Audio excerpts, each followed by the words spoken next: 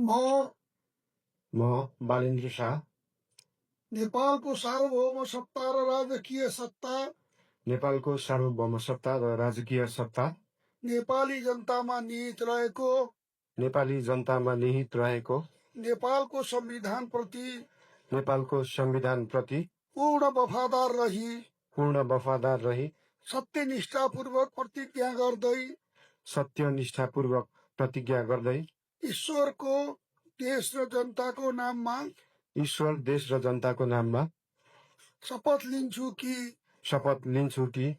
प्रधानमन्त्री पदको जिम्मेवारी प्रचलित कानुनको पालना गरी मुलुक र जनताको भलो चिताई कसैको डर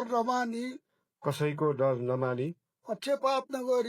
पक्षपात नगरी पूर्वाग्रह वा खराब भावना नलिई इमानदारीका साथ गर्नेछु र आफ्नो कर्तव्य पालनको सिलसिलामा आफूलाई जानकारीमा आएको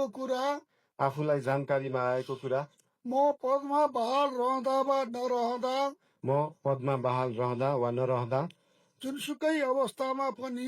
जुनसुकै अवस्थामा पनि प्रचलित कानुनको पालना गर्दा बाहेक अरू अवस्थामा कुनै किसिमबाट पनि